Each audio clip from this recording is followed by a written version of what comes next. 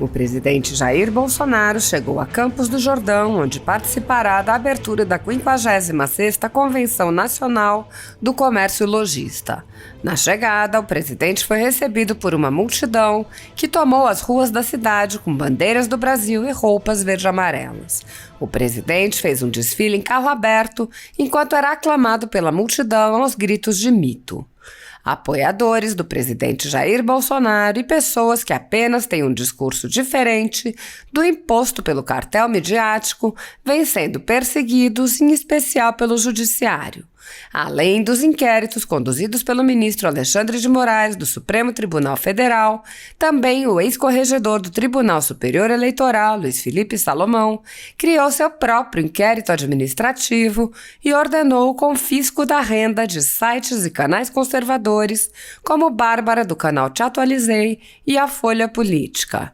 Toda a receita gerada pelo nosso jornal desde 1º de julho de 2021 está bloqueada por ordem do TSE, com o aplauso dos ministros Luiz Roberto Barroso e Alexandre de Moraes. Há mais de 10 meses, toda a renda do nosso trabalho vem sendo retida sem qualquer previsão legal. Sem possibilidade de receber a renda de seu trabalho, o jornal corre o risco de fechar.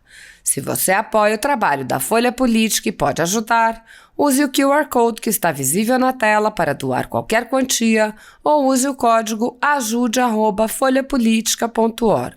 Caso não utilize Pix, há a opção de transferência bancária para a conta da empresa Raposo Fernandes, disponível na descrição deste vídeo e no comentário fixado no topo. Há 10 anos, a Folha Política faz a cobertura da política brasileira, mostrando atos, pronunciamentos e eventos dos 3 poderes, quebrando a espiral do silêncio imposta pelo cartel de mídia que quer o monopólio da informação.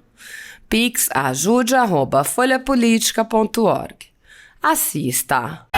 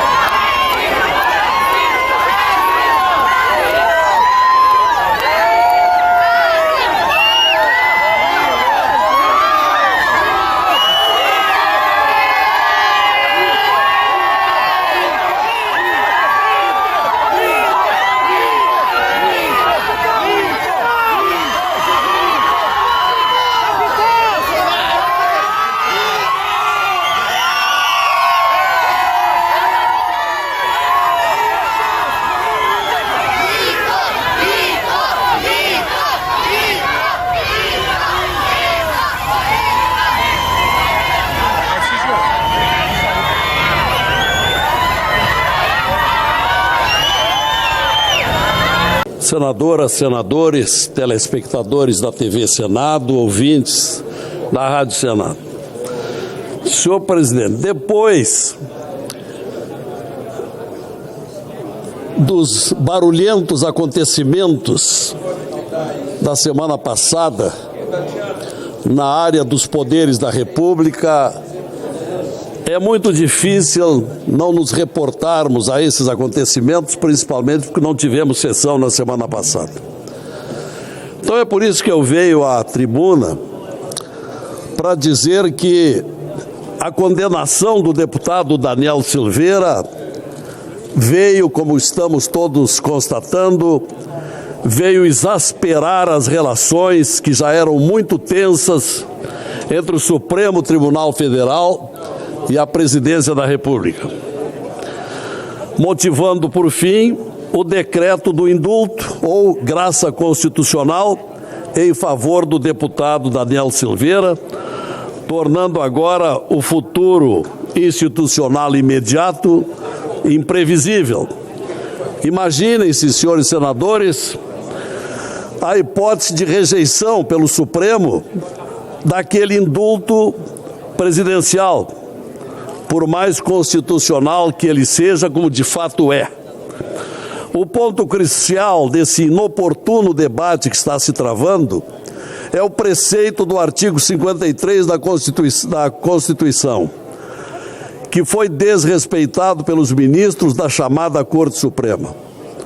O pronome quaisquer, que faz parte do preceito, que, como se sabe, diz o seguinte: os deputados e os senadores estão invioláveis, penal e civilmente, por quaisquer opiniões, palavras e votos. Então, esse pronome quaisquer, senhores senadores, não entrou na Constituição por acaso. Ocorreu para a proteção completa dos parlamentares. E assim foi pela Emenda Constitucional número 35 de 2001, que teve o sentido exatamente de ampliar, impedir qualquer restrição à inviolabilidade parlamentar. Os deputados e senadores, a partir então de 2001, se tornaram invioláveis por quaisquer opiniões ou palavras.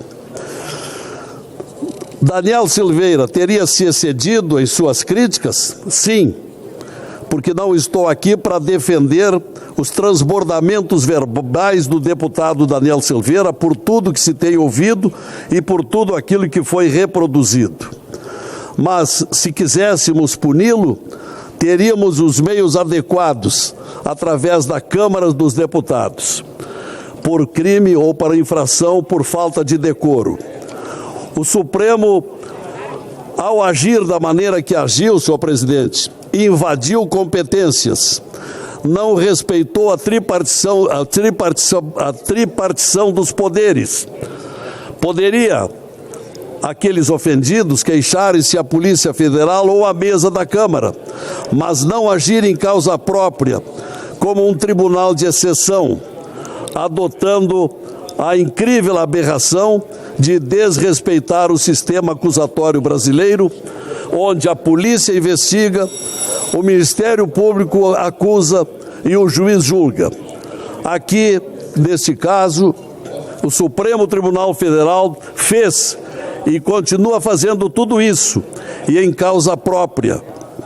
Alexandre de Moraes, executor, foi e tem sido vítima e investiu-se em tarefa policial, em tarefa de acusador, em tarefa de julgador, condenador e prendedor. Uma excrescência que irá para uma página triste da Suprema Corte, antes tão respeitada. Mas este caso, senhores senadores, não se limita à condenação ilegal de Daniel Silveira, a uma pena abusiva, com laivos nítidos de vingança. Trata-se de um grande enredo, cujo marco foi o 17 de março de 2019,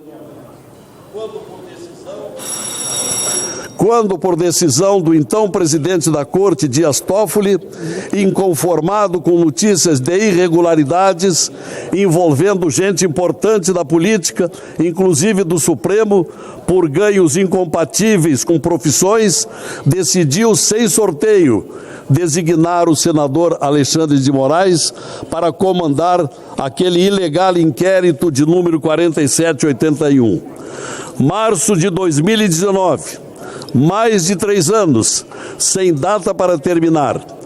Uma espécie de guarda-chuva, não para proteger,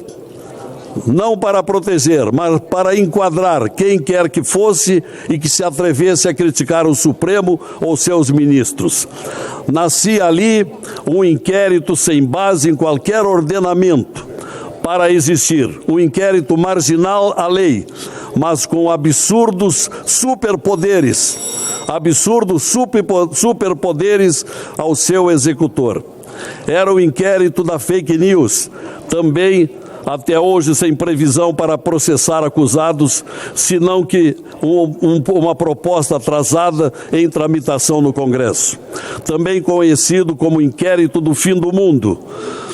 Alexandre de Moraes sentiu-se à vontade e há 3 anos preside incontáveis exorbitâncias, censurando, intimando, determinando buscas e apreensões, suspendendo edição da revista Cruzoé, condenando e prendendo. Uma rotina de arbitrariedades, onde preponderou o tempo todo o cerceamento à liberdade de expressão, ignorando-se que em regime democrático também a democracia pode ser criticada. Quando houver excessos, há meios para combater no sistema acusatório e instâncias apropriadas. Tentativas, como no caso de Daniel, tentativas de instigação, discursos de ódio, carecem de materialidade. E sem materialidade não há esse crime. Ninguém ignora incontáveis exorbitâncias do ministro do Supremo sobre o Poder Executivo, ora requisitando informações, ora vedando medidas baixadas pelo governo. Há, inclusive, na internet, senhores senadores, uma lista de 123 interferências do Supremo a medidas do Executivo. Agora, no ponto a que chegamos e onde o nosso Senado não pode se omitir, e tristemente esta casa tem sido muito chamada de acovardada, mas convém a nós diligenciarmos, senhor presidente, para que as coisas se acalmem e por sugiro, presidente, uma intermediação ao Supremo para que protele para depois das eleições, o exame do decreto da graça presidencial concedida ao deputado Daniel Silveira. Por outro lado, senhor presidente, eu quero renovar o pedido de abertura do processo de impeachment requerido pelo advogado Paulo César de Farias há poucos dias em relação ao ministro Alexandre, principal descumpridor da Constituição e protagonista mor de crimes de responsabilidade. Ele preside um inquérito ilegal há 3 anos, tem cometido inúmeros abusos de autoridade, mandou prender Daniel Silveira sem ocorrência de flagrante e sem crime inafiançável, desrespeitou o artigo 53 da Constituição, o da inviolabilidade, tem atuado sempre em causa própria.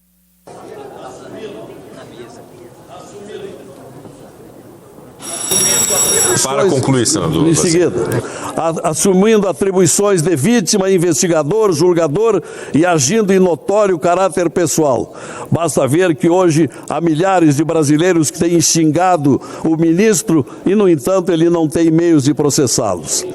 Então, essa é a minha sugestão, presidente, e quero dizer que, além de pedir a Vossa Excelência a abertura do processo de impeachment de Alexandre de Moraes, quero dizer também que eu protocolei agora à tarde um requerimento de convite ao ministro Barroso para que venha ao Senado e aqui nos esclareça melhor sobre o que pretendeu dizer ao fazer acusação às Forças Armadas de que estariam prejudicando as eleições. Gostaríamos que fosse encaminhado esse convite com a subscrição dos senhores senadores, dos colegas, para que, com a vinda do... Para concluir, senador Lazier. Estou no fim. Pudéssemos evitar a ampliação das tensões entre os poderes da República até agora. Era o que pretendia manifestar. Obrigado, senador Lazier. Com a palavra pela